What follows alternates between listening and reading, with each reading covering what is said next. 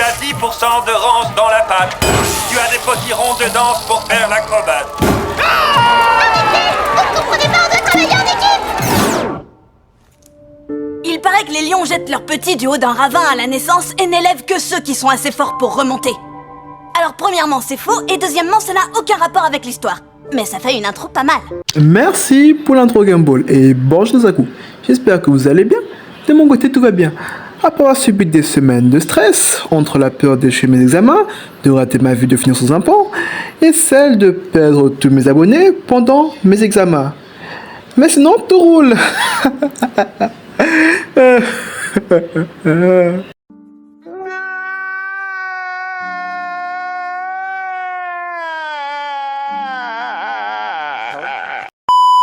Mais sans transition, à évoquer le personnage le plus fort de chaque univers de manga. Pour la plupart d'entre vous, vous allez sûrement me citer Naruto, Luffy ou Eren, et je ne sais qui d'autre encore. Mais pour la grande majorité, vous allez me citer Goku de Dragon Ball Super, retenez bien le Super, ou encore d'autres personnages de cet univers. Mais si je vous disais qu'il n'était rien, et que Goku est même plus faible que cet enfoiré...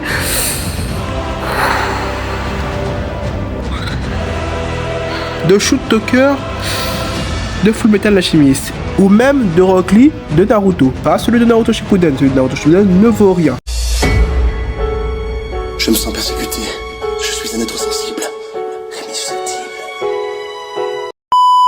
Que vous me croyez ou que vous ne me croyez pas, je suis prêt à vous le montrer. Après le générique, balance le poulet.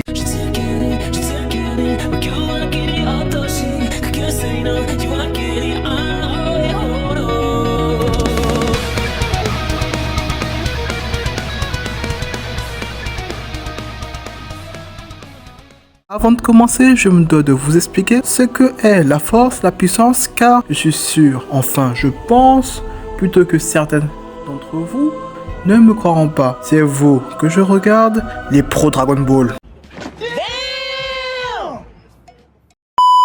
Bon, rentrons dans le vif du sujet. Déjà, selon Wikipédia, la puissance d'un personnage est souvent liée à leur capacité à influencer, contrôler ou surpasser d'autres personnages ou forces de leur univers.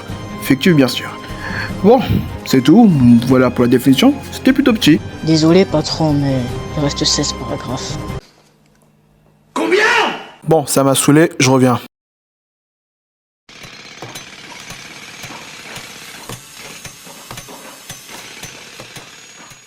Me revoilà, laissez-moi vous présenter. Salut, je suis Ambi, assistant numérique pour vidéo YouTube. Oui, comme vous pouvez le voir, je l'ai conçu pour vous expliquer des trucs que j'arrive pas à expliquer ou que j'ai la flemme d'expliquer. Maintenant, je vous laisse entre ses mains. Merci Myriam, je vais reprendre là où tu t'es arrêté. La puissance de ces personnages peut se manifester sous diverses formes, comme la force physique, les compétences en combat, la magie ou même l'intelligence et la stratégie. Dans les récits comme ceux de Dragon Ball ou de Seven Deadly Sins, la puissance est un concept central, souvent mesuré par des niveaux de puissance ou des capacités surnaturelles, permettant de définir la hiérarchie des personnages en fonction de leur force et de leur influence sur l'histoire. Mais à cela peut s'ajouter la puissance narrative, qui fait référence à l'importance et à l'impact de ce personnage sur l'intrigue et le développement de l'histoire.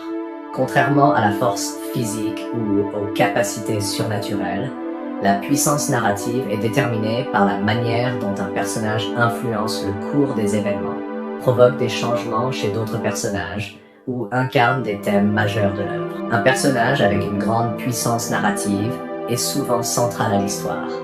Il ou elle peut être le moteur de l'intrigue, catalyser des conflits ou servir de miroir aux questions philosophiques ou morales explorées par l'auteur. Par exemple, un personnage peut ne pas être le plus puissant physiquement, mais sa présence ou ses actions peuvent changer le destin de nombreux autres personnages ou influencer de manière significative le thème ou le message de l'histoire. Par exemple, il existe le personnage Shoot Tucker, un personnage de Fullmetal Alchemist, qui incarne un exemple poignant de puissance narrative. Bien que Tucker soit physiquement insignifiant, sa puissance narrative réside dans l'impact émotionnel et moral qu'il a sur l'histoire et les autres personnages. Tucker est un alchimiste d'État connu pour ses recherches sur les chimères, et sa quête désespérée de succès le conduit à des actions moralement répréhensibles.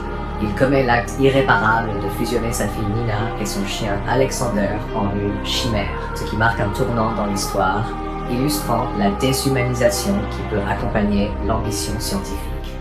La puissance narrative de Tucker est visible dans les répercussions de ses actions. Il catalyse la réflexion des frères Elric sur les limites de la science et les conséquences de la chimie, tout en intensifiant les thèmes de la perte d'humanité et des sacrifices immoraux. Sa présence relativement brève laisse une empreinte indélébile sur les lecteurs et les personnages, marquant un moment clé dans l'œuvre et renforçant les thèmes sombres de la série.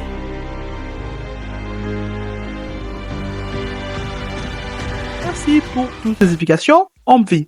Maintenant que vous avez compris grâce à toutes ces explications, je pense que vous compreniez que je parle pas que de force pure, d'où le titre de la vidéo, même s'il existe bien sûr des milliers de personnages plus forts que Goku, que ce soit dans son propre verse, ou dans d'autres comme Bleach, Senseiya, Makojima Kanonstan, ou encore Medaka Box, et bien d'autres encore. La liste est grande.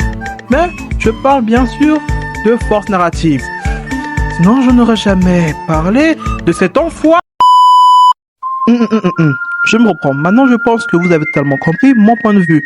Et pour ceux qui diraient que Goku possède une force narrative, je vous dirais oui, mais seulement le Goku de Dragon Ball Z. Ce Dragon Ball Super est une véritable humiliation pour l'original. Quelle humiliation! Quelle humiliation! Quelle humiliation! Quelle humiliation! Nous sommes humiliés! Bon, c'est la fin de cette vidéo. J'espère qu'elle vous aura plu. Donnez-moi votre avis en commentaire, likez, partagez, abonnez-vous, car je fais le script et le montage tout seul, donc ce serait vraiment généreux de votre part. Bon, sur ce, je vous laisse avec les sages paroles de Reverse Flash. Ciao les otaku! Est-ce que tu te rappelles de ta première fois avec ta petite copine et tu as craché au moment où elle a touché ta jambe? C'était moi, Barry. Je t'ai branlé en super vitesse pour que tout le monde pense que tu es un éjaculateur précoce.